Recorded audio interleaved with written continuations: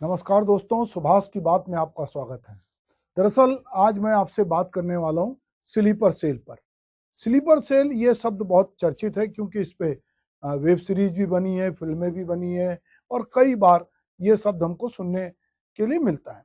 दरअसल sleeper cell उस तरह के लोगों को कहते हैं कि जो बहुत सारी आतंकवादी गतिविधियों में उस तरह से इन्वॉल्व नहीं होते जैसे आतंकवादी होते हैं, पर ये उनके लिए एक सामान्य व्यक्ति की तरह किसी भी शहर में रह के काम करते हैं और जो इनका हैंडलर होता है, जब इनकी जरूरत होती है तो इनसे संपर्क करता है और फिर ये घटना को अंजाम देते हैं।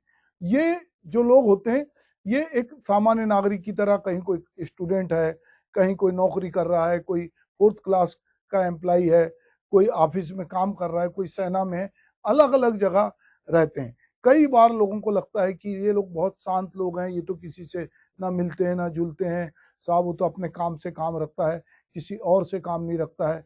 तो लोगों को लगता है कि ऐसे लोग बहुत शांत प्रवृत्ति के हैं और ये कहीं ना कहीं किसी घटना में इन्वॉल्व नहीं होंगे।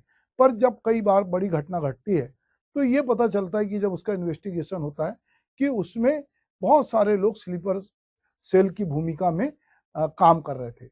अभी जब कश्मीर में आतंकवादी गतिविधियों पर खुलासा हुआ तो ये पता चला कि बहुत सारे स्कूल, उसके चपरासी, उसके स्टूडेंट, वहाँ के टीचर, बहुत सारे लोगों का इन्वॉल्वमेंट पता चला कि वो स्लीपर सेल के रूप में काम करते थे।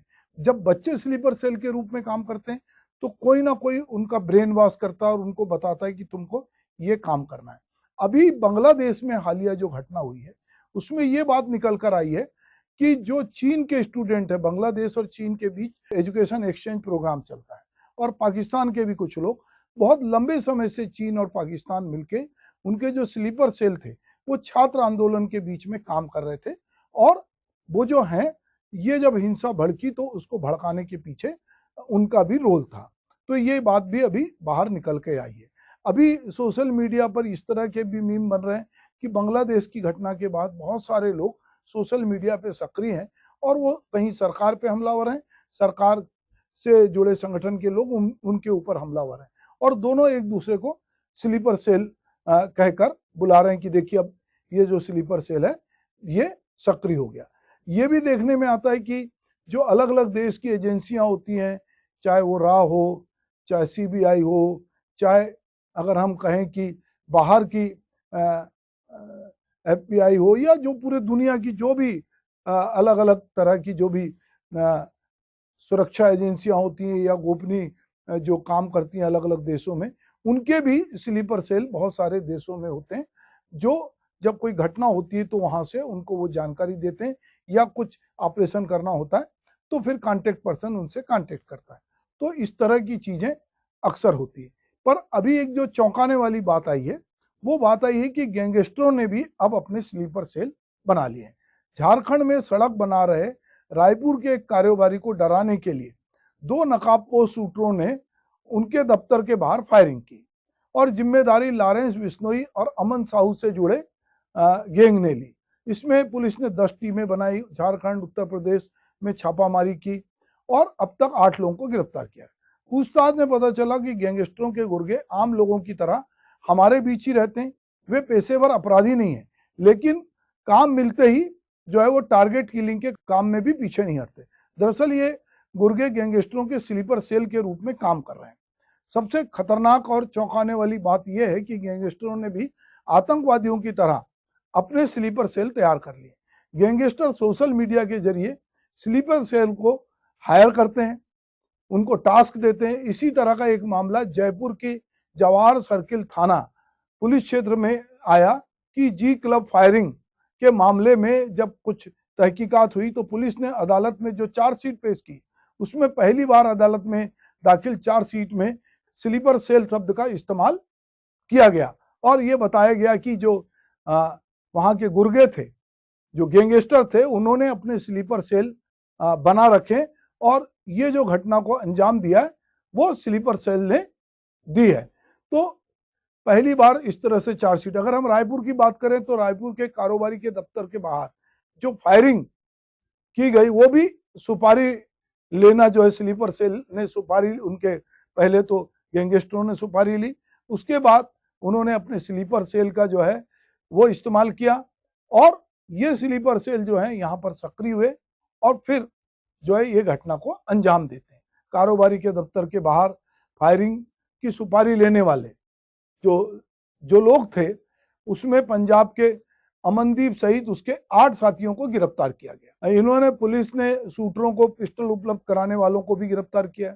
सीसीटीवी अगर हम फुटेज की बात करें जो पुलिस ने पतासाजी की है जिन शूटरों की, उसके जरिए भी ये पता चला कि ये वैसे तो एक दूसरे को नहीं जानते थे कि लॉरेंस बिश्नोई का गैंग या अमन साहू झारखंड के बाद अब अपने गैंग का विस्तार कर रहा है। उसने हरियाणा में, पंजाब में वसूली, फिरौती, अपहरण का काम करने वालों को गैंग में शामिल किया है और गैंग में शामिल करके अब वो उनसे वारदात करा रहे हैं। पर ये लोग कौन है जो ये वारदात करते हैं? ये आदतन अपराधी नहीं है, ये इनके कहने पे। अभी लॉरेंस बिश्नोई गैंग ने सलमान खान के घर के बाहर जो है फायरिंग करने के लिए स्लीपर सेल का भी इस्तेमाल किया। जांच में ये बात भी सामने आई कि जो लोग इस काम में लगे थे उसमें अलग अलग राज्यों से स्लीपर सेल के जरिए शूटर जो है सागरपाल और विक्की को बुलाया गया, बाइक, हथियार और ये सामान जो उनको दिया गया। तो कई लोग जो है इनको फाइनेंस भी करते हैं। मुंबई में रेस्टोरेंट चलाने वाले व्यक्ति ने जो है वो सलमान के घर के बाहर रेकी की और फिर उसने जो है लॉरेंस से जुड़े स्लीपर सेल तक पैसे पहुंचाए। इसी तरह शूटर को ट्रक खलासी जो अनुज नाम का आदमी था और दूसरा उसका साथी था, उसने पंजाब से हथियार सप्लाई किए। 5 दिसंबर 2023 को जो एक सुखदेव सिंह कर का बंदा था के घर के पर शूटरों की एंट्री जो है लॉरेंस बिश्नोई के स्लीपर सेल से जुड़े गुर्गे नवीन सिंह शेखावत ने कराई। तो ये नाम हो सकते हैं, ये बहुत सारे नाम है। कोई कपड़ा व्यापारी है, वो जो है कपड़े का व्यापार करता था। रोहित गोदारा नाम का जो व्यक्ति है लॉरेंस गिरोह से जुड़ा हुआ और मास्टरमाइंड जो इसका वीरेंद्र चारण था, वो 3-4 साल से आपस में संपर्क में। ये 1-2 घटनाएं, 3 घटनाएं हैं जिसमें ये पता चलता है कि लोग किस तरह से, जो एक सामान्य सा दिखने वाला नागरिक है, ये जो आपके बीच में रहने वाले लोग हैं, वो किस तरह से एक स्लीपर सेल के रूप में भूमिका अदा करते हैं जब भी उनको टास्क मिलती है। अब इनके जो गैंग में स्लीपर सेल में कुछ नाबालिग बच्चे भी हैं और ये बच्चे जो हैं इन्होंने, इनमें से कुछ लोगों ने 2 साल पहले बीकानेर में एक भाजपा के नेता को धमकाया। जयपुर की जवाहर सर्किल में जिस तरह की जी क्लब फायरिंग के मामले में जो चार्जशीट आई उसमें भी ये बात निकल के आई। तो कहीं ना कहीं ये जो लोग हैं ये अब समाज के अलग अलग लोगों को सोशल मीडिया के जरिए ये जोड़ते जा रहे हैं। इसमें एक और महत्वपूर्ण बात है कि बाल संरक्षण जो सुधार गृह होता है, वहां 22 बालक जो थे, जो उनको भी उन्होंने अपने साथ जोड़ लिया और इन्होंने जो है एक रोहतक के व्यापारी सचिन मुंजाल जो है और उसके परिवार की निर्मम हत्या की। क्योंकि जो नाबालिग होते हैं उनको उस तरह से सजा नहीं मिलती जिस तरह से बाकी अपराधियों को मिलती है। तो ये बहुत एक चौंकाने वाली बात है कि अब ये लोग जो हैं अनमोल बिश्नोई जो के इशारे पर जो है वहां पर ऋतिक बक्सर ने जयपुर के संपर्क से प्रदीप शुक्ला को 22 बोर की पिस्टल भी दिलाई, मैगजीन दिलाई। उसके बाद प्रदीप शुक्ला ने जो है वहां के जी क्लब में फायरिंग करवाई। तो ये स्कूल के बच्चे, सुधार गृह के बच्चे, कॉलेज के लोग, ये बहुत तरह के अगर हम पुराने अपराधों को देखें तो इसमें जिस तरह के नाम सामने आते हैं वो बहुत चौंकाने वाले हैं। पर चौंकाने वाली बात सबसे ज्यादा जिसकी मैं बात कर रहा हूँ वो है स्लीपर सेल की। और जो अब धीरे धीरे, क्योंकि लोगों को पैसे की जरूरत है, कोई धर्म से प्रभावित है, कोई मजहब से प्रभावित है, कोई पैसे से प्रभावित है, किसी को हिंसा करना अच्छा लगता है, किसी को लगता है कि हम भी लॉरेंस बिश्नोई की तरह गैंगस्टर बन सकते हैं, हमारा भी बहुत नाम होगा, हम रातों रात पैसे बना लेंगे। कुछ लोग सटोरिये हैं जिनको कि बड़ा पैसा मिलता है, तो कभी फिरौती के जरिए, कभी किसी पे गोली चलाकर। और चूंकि ये गैंगस्टरों की कहानी बहुत ग्लैमराइज तरीके से जनता के सामने आती है, तो जो नया लड़का है जिसने अभी तक उस तरह अपराध नहीं किया पर वो सिनेमा में अपराध होते देखता है, वेब सीरीज पे अपराध होते देखता है, वो अपने आसपास ये देखता है कि ये जो अपराधी हैं कहीं दूसरे देश में बैठते हैं। कोई महादेव ऐप जो है दुबई से चलाता है, कोई गैंगस्टर दूसरे देश से, कोई जेल में रहकर भी गैंग का संचालन करता है। तो इनको जो गुर्गे मिलते हैं वो लोग बहुत ये जानते हैं कि आदतन अपराधी होंगे, तो पुलिस इन पे नजर रखेगी। तो ये लोग जो हैं अब मोबाइल के जरिए, सोशल मीडिया के जरिए ये जो है आपस में एक इन्होंने ऐप भी बना लेते हैं और एक दूसरे से ये बात करते हैं और फिर ये टास्क तय करते हैं। तो ये टास्क में अब जैसे विदेश में बैठे गैंगस्टर रोहित गोदारा जो है, गोल्डी बराड़, अनमोल बिश्नोई, लॉरेंस बिश्नोई, ये सब एक दूसरे के संपर्क में होते हैं और फिर ये जो है ये कुछ सुपारी किलिंग का काम करते हैं। अभी जो हाल ही में आईएसआई की बात आई, जैसे मोहब्बत की बात आई, इंडियन मुजाहिदीन जैसे संगठन जो है उन्होंने भी अपने बहुत सारे स्लीपर सेल बना के रखे हैं और ब्रेन वॉश करके रखे हैं। उन्होंने बहुत सारे बच्चों को, जो खुलासा हुआ है कि उन्होंने बहुत सारे स्कूली बच्चों को, नाबालिग लोगों को जो है अपना आसान टारगेट बनाया है और कानूनी दांव पेच के कारण नाबालिग पर सख्त सजा भी नहीं होती है। तो हाल में राजकीय संरक्षण जो गृह है और बाल सुधार में लॉरेंस बिश्नोई ने जो है वो इस तरह से अपने गुर्गे बनाए। अगर ये बात करते हैं कि ये जो इस तरह की किलिंग होती है जिससे पैसे देके, तो एक किताब आई थी डोंगरी टू दुबई। इस पुस्तक में बताया गया कि मुंबई के पास एक राजा था जिसने एक परंपरा की शुरुआत की थी कि वो जो है जिसको भी मारना चाहता था तो वो अपने दरबार में लोगों को बुलाता था। जो व्यक्ति इस काम को करने के लिए तैयार होता था वह और आगे आता था, राजा उसे आधिकारिक रूप से हत्यारा बनाने के लिए एक पवित्र सुपारी देता था। इसलिए यह शब्द अब सुपारी किलिंग जिसको बोलते हैं, सुपारी देना, अंडरवर्ल्ड में इसका बड़ा इस्तेमाल होता है। बंबई में अगर हम बात करें कि माफिया समय की, तो कॉन्ट्रैक्ट किलिंग का भी काम दलालों के जरिए होता था।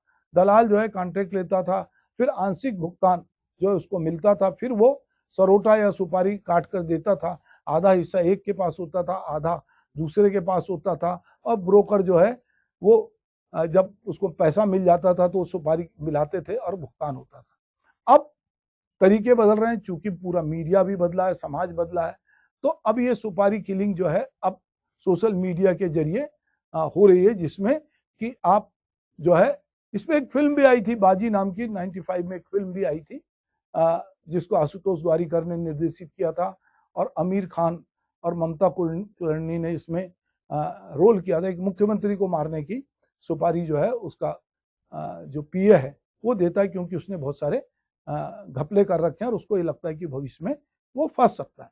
तो अगर हम देखते हैं कि बात कश्मीर से बात कर रहे थे या हम बात कर रहे हैं कि अब रायपुर में, तो ये जो स्लीपर सेल है जिसकी मैंने बात किया कि ये वो लोग हैं जो देश के अंदर रह के साजिश रखते हैं और हमको दिखाई नहीं देते। जासूसों का वो ग्रुप जो एक शहर में रहकर भी एक दूसरे से परिचित नहीं है, एक दूसरे के लिए वो आपस में अनजान है। एक शहर में बहुत सारे स्लीपर सेल हो सकते हैं पर वो एक दूसरे को न दिखते हैं, पर उनको जब हमले की कोई डेडलाइन अगर दी जाती है और जब उनसे कहा जाता है कि आपको ये टास्क पूरा करना है, तब वो अलग अलग तरीके से, जो उनका हैंडलर होता है वो उनको अलग अलग तरीके से जोड़ता है। तो ये भी एनआईए के तरफ से जम्मू कश्मीर में पाकिस्तानी गतिविधियों को लेकर जो खुलासा हुआ है उसमें ये कहा कि वहां पर कई तरह के जो है स्लीपर सेल को जो है तस्करे तौबा, हिजबुल मुजाहिदीन जैसे मोहम्मद, हरकते जिहाद, इन्होंने बहुत सारे लोगों को अपने लिए एक बड़ा गिरोह बनाया है और इसमें 178 हायर सेकेंडरी स्कूल और 41 हाई स्कूल ऐसे मिले जहां पर आतंकी संगठन अपने स्लीपर सेल के जरिए बच्चों को गुमराह कर आतंक के रास्ते पे ले जाने का प्रयास कर रहे हैं। अगर हम नक्सलाइट क्षेत्र में भी देखें तो इस तरह की गतिविधियां हमको दिखाई देती हैं कि जहां पर बहुत सारे लोगों को का माइंड बदल कर उनको ये बताया जाता है कि जो तुम्हारे साथ हो रहा है उसको तुम बंदूक के जरिए करोगे। तो अभी सरकार भी लोगों को अलग अलग तरह अभियान चला के हकीकत बताने की कोशिश कर रही। पुलिस भी अब मित्र की तरह भूमिका निभाकर वो कहती है कि ये चीजें ठीक नहीं है। अगर हम बात करें एनआई के अफसरों की बात माने तो अनंतनाग में 25 स्कूल, बांदीपुरा में 15 high school, 8 higher secondary school, Baramulla में 34 high school, 14 higher secondary school. तो अलग अलग, अगर मैं कश्मीर का ही अगर बहुत सारे जगहों के नाम गिनाऊं तो आपको लगेगा कि बहुत सारे स्कूल और उसके लोग शामिल हैं। दरअसल ये कहीं ना कहीं जो सॉफ्ट टारगेट हैं उन तक ये लोग पहुंच कर रहे हैं। तो आतंकवादी गतिविधियां जिन राज्यों में हैं वहां तो एक अलग बात है। पर जहां पर आतंकवादी गतिविधियां नहीं है, जैसे झारखंड हुआ, छत्तीसगढ़ हुआ, उत्तर प्रदेश हुआ, ये बहुत सारे राज्य हैं जहां पर अब स्लीपर सेल के जरिए जो है वो स्कूल के लोगों को, सरकारी महकमे के लोगों को, जो कई स्तरों पे सेल बनाए जा रहे हैं और महिलाओं और बच्चों को भी इसमें वो इन्वॉल्व करते हैं, ताकि उन पर कम से कम जो है लोगों को संदेह। अगर हम मध्य प्रदेश के खंडवा जिले की बात करें पहले पिछले में, कि जब इंडियन मुजाहिदीन का एक संदिग्ध आतंकवादी पकड़ा गया था और जब उससे पूछताछ की गई थी तो उसने भी ये बताया था कि वो बच्चों का ब्रेन वॉश किया करता था। वो मजहबी कट्टरता के नाम पे अपने समुदाय के नाबालिग बच्चों को ब्रेन वॉश करके उनको स्लीपर सेल के रूप में कन्वर्ट करता था। तो बात कहीं से कहीं तक की हो, बात बांग्लादेश की हो, बात झारखंड की हो, बात रायपुर की हो, या जेल में बैठे जो गैंगस्टर हैं, अब वो भी अपने अपने स्लीपर सेल बनाने लगे हैं। तो हमें बहुत सतर्क रहने की जरूरत है।